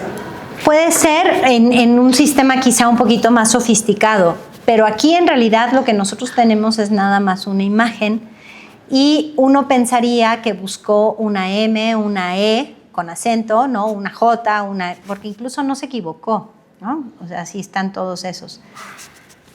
Lo que pasa es que esto no busca en la imagen del periódico, busca en un archivo que se encuentra atrás del sistema, que es un archivo que ya se le aplicó un OCR, en donde puede buscar sobre un texto, ¿no? Ahora, en la Hemeroteca Nacional Digital de México, que iba a ser mi ejemplo, no tienes acceso al OCR, o sea, tú no sabes ni siquiera que existe, ¿no? Y nosotros hace tiempo hicimos un proyecto que se llamó Intercambios Oceánicos, y entonces en ese proyecto eran 11 hemerotecas de distintos países, y lo que queríamos ver era cómo las noticias fluían de Europa hacia las Américas y a veces de regreso, ¿no? Porque en aquel entonces los periódicos hacían cut and paste, o sea, agarraban y copiaban una noticia, literal, y la pegaban en su periódico, ¿no? Entonces era un poco como tratar de ver como los trending topics, ¿no? De cómo iban las noticias, fluían, ¿no? Entonces, el problema es que nosotros dijimos desde la Hemeroteca Nacional Digital de México, nosotros vamos a participar porque teníamos 7 millones de imágenes digitalizadas de periódicos desde finales del 19 hasta 1930 y algo. Y aquí entran derechos de autor, que también es un tema, pero entonces solo teníamos hasta ahí. Entonces, el problema es que no teníamos acceso a los OCRs y se necesitaba para poder hacer minería, ¿no? Para poder hacer estos análisis de tratar de ver, ¿no? Los patrones y todo lo demás, se necesitaba el OCR. Entonces, en este caso, si tú quieres, por ejemplo, poder trabajar muchos periódicos, pues lo primero que necesitas es el OCR, porque si no tienes que bajar cada PDF, cada imagen, y hacerle un OCR para ya que tengas tu texto, ¿no? Entonces, lo logramos conseguir, pero fue una burocracia importante. Y hay otras plataformas que te dicen, te voy a ofrecer este texto en diversos formatos. Te lo voy a ofrecer como PDF, te lo voy a ofrecer como imagen y también te lo voy a ofrecer como imagen con texto.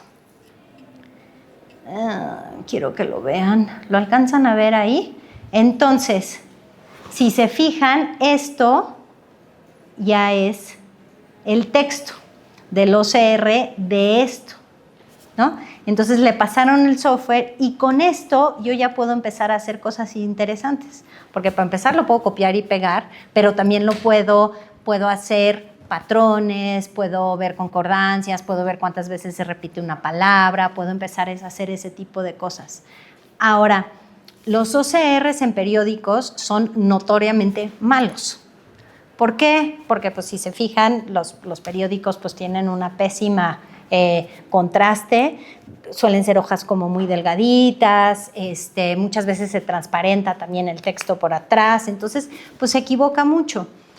Pero si yo estoy haciendo un estudio en donde me interesa ver patrones de 7 millones de imágenes, pues obviamente si el OCR no es perfecto, no pasa nada, es suficiente para que yo pueda ver como ciertas tendencias y después me enfoco en ciertas cosas. Pero hay veces, si a mí me interesa una cosa muy cualitativa, pues esta no va a ser mi solución, ¿no? Entonces, en este caso, por ejemplo, uno puede, antes podías bajar las imágenes, pero no sé si ahora, ahí miren, aquí está México. Y bueno, y si les interesa saber cómo lo resalta, existe un marcado que se llama METS, creo que es METS, que lo que hace es, haz de cuenta, toma todas las palabras y los georreferencia. O sea, dice en un X y en un Y, esta palabra está aquí, esta palabra está aquí, esta palabra está aquí, ¿no? Entonces les pone coordenadas a todas las palabras en el texto. Y entonces cuando tú la buscas, encuentra la coordenada y entonces lo proyecta en la imagen. Pero no es que encontró México en la imagen, encontró México aquí. Pero sabe dónde está México porque atrás de esto hay coordenadas. Pero no, está muy raro porque antes sí se podía bajar el OCR y no sé de qué año es este periódico. También puede ser que por el año de este periódico, 1851, no, eso está raro. En la Biblioteca Nacional, las publicaciones periódicas del siglo XVIII y XIX no se pueden descargar. No, porque pues es como política de la Hemeroteca Nacional. Por ejemplo, la virtual Cervantes sí se puede. Sí, sí.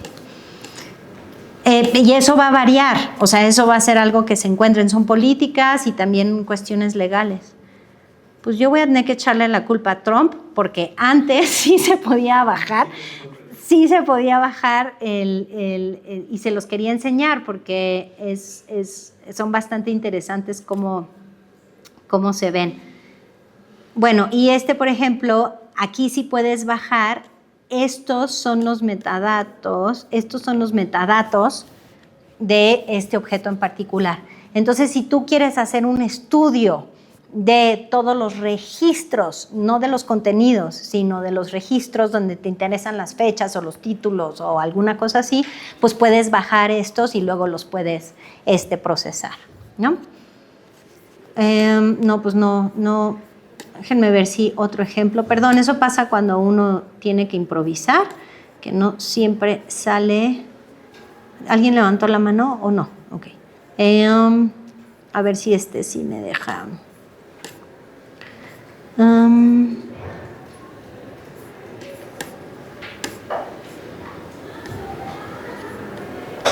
No.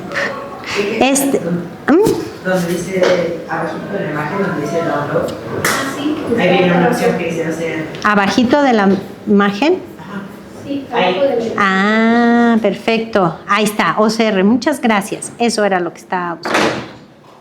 Entonces aquí tienen el OCR, efectivamente. Entonces, estas coordenadas que están viendo aquí, ahí las iluminé, esos son los que lo que va indicando dónde está cada una de las palabras. Entonces, si nosotros fuéramos a querer utilizar este texto, ¿no? Uno, tendríamos que bajar imagen, o sea, OCR por OCR. Entonces, pues si necesitamos 10, no es el fin del mundo. Si necesitamos 1500, empieza a ser un problema.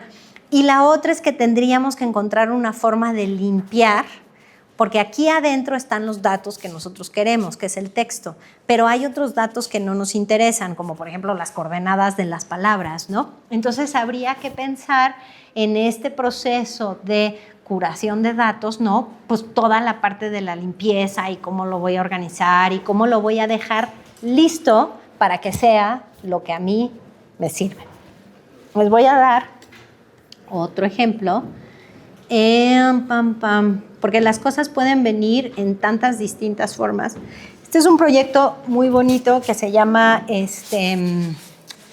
son libros publicados en el Reino Unido de un periodo temprano, no me acuerdo exactamente cuál es el periodo, seguramente ahí dice, pero lo que es muy, a 1470 a 1700. Entonces, si uno lee, porque todo esto tiene una descripción, y algo que es muy interesante de es que aunque le hicieron OCR, después lo que hicieron fue que alguien checó el OCR. O sea, son datos que son casi 100% limpios, porque alguien, o sea, sí hicieron la verificación manual de cómo era el OCR. ¿Estás levantando la mano? Ah, sí. Una pregunta. ¿Esto del OCR se puede aplicar a un libro digitalizado? Sí. ¿A un EPUB? Bueno, incluso un EPUB, por ejemplo, ese ya va a estar, o sea, tu texto ya va a ser digital. Porque un EPUB en realidad es una forma de XML. Y este libro ya va a estar en formato, o sea, el texto ya va a ser digital. Entonces no necesitas hacerle OCR, o sea, tú ya puedes manipular el texto con la computadora. Cuando tienes problemas y necesitas hacer el proceso de OCR es cuando tienes una imagen, ¿no? Algún tipo de JPG o a veces PDF, porque los PDFs existen las dos opciones. Pero tú te puedes dar cuenta cuando necesitas hacerle un OCR. Si yo aquí trato de seleccionar esto, lo puedo seleccionar, lo puedo copiar y lo puedo pegar y lo puedo editar, ¿no? O sea... Es que va a especificar la pregunta a esto. Quiero estudiar algo de la lista de raya de Porfiriato. No viene como tal el tema de listas de raya, pero en el EPUB, en su contenido, sí hablan de listas de raya. Entonces, para poder encontrar yo esta palabra, tendría que buscarlo como palabra o como si fuera una biblioteca ya establecida como palabra. Probablemente puedes buscar por palabra, porque probablemente ya sea texto. Tendría que ver el objeto, pero me hace pensar que sí podrías. La única restricción que podría existir es si, como por cuestiones de cómo se generó la publicación, deliberadamente le quitaron la opción de búsqueda. Porque luego lo hacen, sobre todo cuando son publicaciones comerciales, lo hacen para limitar el copiado. Habría que ver el caso en específico. ¿Sí? Ok. No sé si haya sido una respuesta satisfactoria, pero si no, con mucho gusto luego lo revisamos. Por ejemplo, en la biblioteca de archivo, si encuentra uno cierta palabra, si la busca. Como me está diciendo ahorita, los textos más actualizados, por ejemplo, en las fuentes secundarias o libros ya, tal vez ahí no. Y muchas veces, sobre todo si vamos a utilizar como distintas fuentes, vamos a ver que van a tener distintas características, ¿no? Y por eso yo hoy les quería enseñar como algunos ejemplos de por dónde pueden ir encontrando estos materiales, pero también la importancia de ir viendo cómo funcionan para saber qué tan útiles o cuánto trabajo adicional vamos a tener que hacer para poder tenerlos en el formato o en la forma que nosotros lo queremos. Entonces, este proyecto, por ejemplo, sabemos que son proyectos que tienen un contenido de muy alta calidad, pero aquí uno de los problemas es, a ver, vamos a buscar aquí, en México. Vamos a aprovechar y dio 0 resultados, obviamente, por la época. A ver, vamos a buscar así, a ver qué nos da. Entonces, aquí nuevamente podemos ver, mira, aquí puedes ver los detalles, puedes ver el texto completo, de la imagen y lo puedes ver en PDF. Entonces, dependiendo de qué es lo que queremos hacer con el material, ¿no?, podemos irlo como bajando y utilizando de muchas maneras. Ahora, aquí sí les quiero hacer un comentario muy importante. Aquí dice, muy en chiquito, acceso proporcionado por UNAM. Este proyecto es de paga. O sea, la UNAM está suscrita a este servicio. Entonces, nosotros me tocó participar en un proyecto de aquí, de la Facultad de Filosofía y Letras, en donde algo que querían hacer era estudiar cómo se hablaba de México en los libros que se imprimían en Inglaterra en esa época. Entonces, hicieron todas las búsquedas y buscaron conceptos relacionados con México como chocolate y cosas así para tratar de encontrar en qué contexto y en qué términos se estaba hablando acerca de México. Hicieron todo ese trabajo, lo pusieron en un Excel y luego pusieron todas las ligas para que pudieras ver el documento original. ¿Qué es lo que sucede? Cuando no estás en la UNAM, no tienes acceso a los textos, porque son por suscripción, ¿no? Y eso era algo que no se dimensionó en el momento de la construcción del proyecto. Y además, por cuestiones de derechos, no podías copiar los textos, ¿no? Entonces, eso también es una cosa que, por eso les quise poner ese ejemplo, que hay que tener en mente, ¿no? Que va a haber textos que también, pues no puedes hacer cualquier cosa con ellos. Y luego hay otras veces otro tipo de como espacios. Esos 2 ejemplos que les di, uno es la hemeroteca, que es una biblioteca, en términos de cómo está organizada la información y todo lo demás. Este ejemplo que les di, que en realidad pues no es una biblioteca, no es un repositorio, no es un archivo, o sea, es un editorial que decidió editar todos estos libros en formato digital y ofrecerlos como una colección, ¿no? Luego aquí hay otro ejemplo en que este es el Archivo General de la Nación del Reino Unido. Entonces, ellos lo que tienen es que digitalizaron muchos de sus materiales. Y si se fijan aquí, ya empezamos a tener como otras formas de explorar. ¿Por qué? Porque ellos están pensando en la lógica desde archivo, que es muy diferente a la lógica de por ejemplo, de una biblioteca. Entonces aquí, pero es la misma idea. Bueno, aquí solo tiene el archivo nacional o otros archivos. Yo me imagino que ellos, como archivo nacional, sí están conectados con archivos locales, que es algo que debería de suceder en México que no funciona. Pero tienes los archivos por estado, ¿no? Tienes los archivos estatales, los municipales, etcétera. En teoría, el Archivo General de la Nación debería de tener las redes y las conexiones con todas ellas, ¿no? Entonces, a ver, vamos a hacer México. Entonces, aquí vamos a poder ver, esto también siempre es bien interesante, que puedes empezar a hacer búsquedas puedes refinar. No tiene muchas refinaciones porque fue un mal ejemplo. Vamos a utilizar, no sé, vaca. Vamos a ver cuántas cosas hay de vaca. Ok, entonces aquí sí le puedes ir diciendo, oye, quiero que me lo vayas refinando por fecha y ese tipo de cosas. Ahora, una vez que tienes el objeto, en este caso lo que nosotros tenemos es en realidad solo el record, o sea, el registro, no tenemos necesariamente conexión al archivo, ¿ok? Y luego, ¿se acuerdan que hablábamos hace algún momento de los repositorios, que también se los di como ejemplos?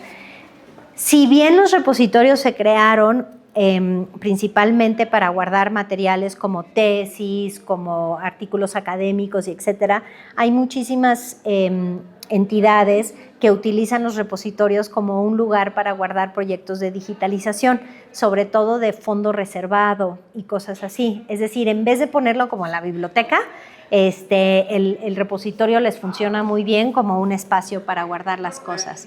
Entonces, es el Keyspace, tiene el formato de un repositorio y hay software para crear repositorios. O sea, les estoy enseñando como todos los distintos ejemplos para que se den cuenta de como el universo, ¿no? En donde se pueden ir guardando las cosas, donde ustedes pueden tener acceso a las cosas y donde ustedes también pueden guardar las cosas. Entonces, esto lo que hace es que está conceptualizado como comunidades. O sea, los repositorios van a tener distintas comunidades que utilizan el repositorio para guardar sus materiales. Y estos están organizados principalmente por los departamentos, o sea, como la estructura administrativa que tiene la universidad. Pero por aquí tienen un ejemplo que me parece interesante, que es la facultad, pero por aquí tienen, ¿dónde estaba? Entonces, se llama Comos y son materiales de un sitio arqueológico que está en el sur de Creta, ¿no? Y pues resulta ser que ellos ocuparon este espacio en el repositorio para colocar todos los materiales que ellos tienen acerca de este proyecto que ellos. Entonces tienen libros, pero también tienen concordancias, bibliografía, entrevistas, artículos. ¿Se acuerdan cuando fuentes primarias, fuentes secundarias, etcétera, etcétera? O sea, ellos han utilizado esto para irlo utilizando y guardándolo de esta forma. Los que hicieron este proyecto de investigación. En este repositorio, por ejemplo, que es el repositorio de la Universidad de Cambridge, que se llama Apollo, ellos tienen también, si nosotros vamos a sus comunidades, la biblioteca utiliza un apartado, que no me acuerdo dónde está ahorita, en donde tienen, esto es interesante, ellos tienen, aquí están las tesis, ¿no? Y tienen una sección en donde se ponen los datos. Entonces, si tú tienes datos de un proyecto de investigación que están curados, que tienen no sé qué, pero no sabes dónde ponerlos, los puedes poner en el repositorio. Entonces, aquí también puede ser que uno encuentra información, ¿no?, que sea útil. Estos ejemplos son mucho de las ciencias, es lo que estoy alcanzando a ver, pero si mal no recuerdo, aquí en las materias, por ejemplo, tienen manuscritos medievales, ¿no? Entonces resulta ser que aquí, pues si mi tema son manuscritos medievales, pues aquí puede ser que yo encuentre estas fuentes que me van a ser útiles. Y luego existen otro tipo de repositorios y hay uno que es muy famoso que se llama GitHub, que lo utilizan mucho, sobre todo las personas de cómputo, que es donde se guardan, por ejemplo, pues software y cadenas y programación y ese tipo de cosas, pero también es un espacio en donde se guardan textos. Entonces, aquí tengo mi ejemplo de GitHub. La cosa es que vamos a encontrar que, porque no lo tengo,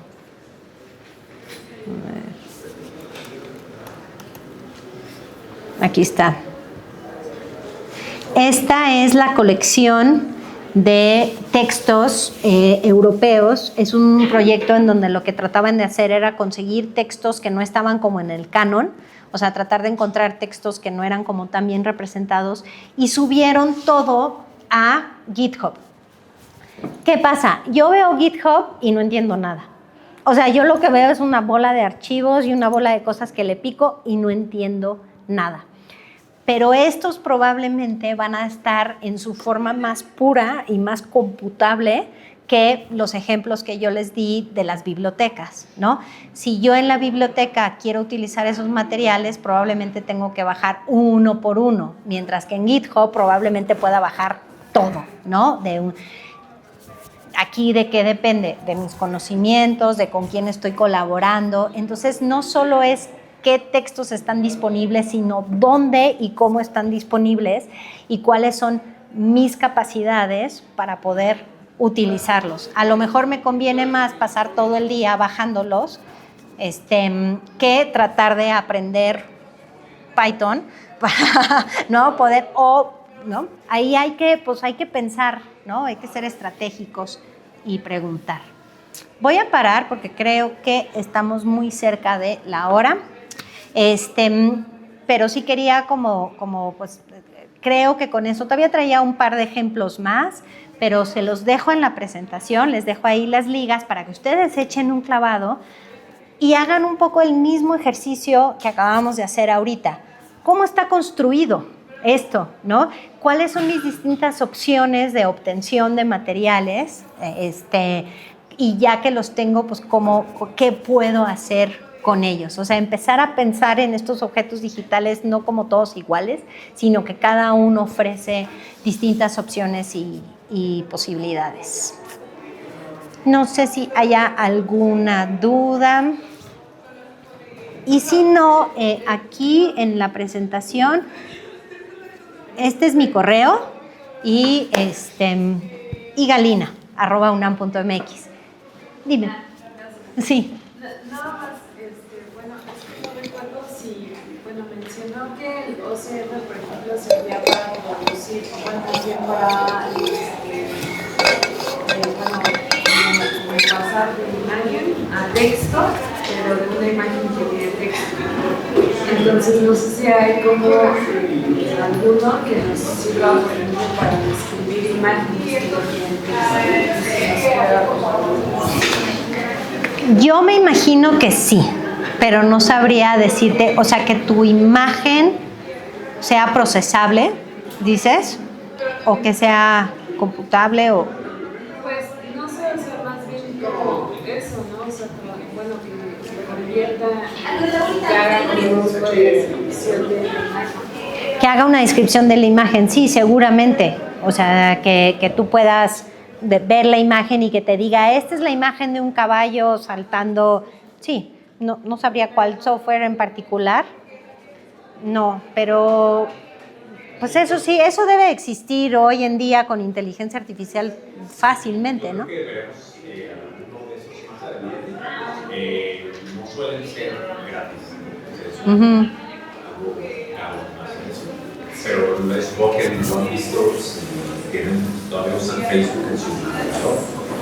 Las imágenes, si apuntan, te da una descripción que tiene justamente como y luego ahí, perdón, pero aprovecho rapidísimo, siempre hay que pensar por qué me está dando el resultado que me está dando. Hay veces que hay una imagen, ¿no? Un JPG y es una montaña con un gato, porque no voy a poder dibujar un caballo.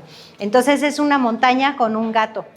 Ahora, en las páginas web, atrás hay un código que dice esta imagen y luego hay la posibilidad de poner información sobre esa imagen, que sería gato, montaña, ¿no?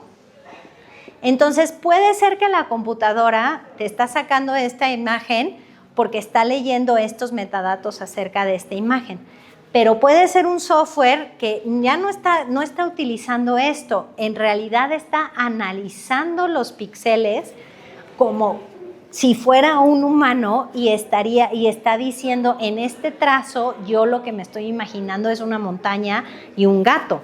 O sea, es hacia donde van estas cosas. Entonces, esta era como la forma viejita de hacerlo y esta sería la nueva forma. En esta forma dependes de que un humano haya puesto esta información y lo haya puesto correctamente además. Porque luego, o sea, así es como luego acabas en sitios en donde no querías acabar porque precisamente pues meten información engañosa, ¿no? Pero con tecnologías de inteligencia artificial está analizando esto, no los metadatos. ¿Te sirve? Sí, bueno, no sé. ¿Querías un software en particular? Ok. Pero yo sé que, por ejemplo, también ya hay software, que no sabría cuál. Por ejemplo, tú tienes una partitura y te lo traduce a notas, ¿no? Entonces, pues eso está bien padre. ¿Alguna otra pregunta? Pues muchas gracias. Espero que sigan disfrutando el resto de su día y cualquier cosa, ese es mi correo.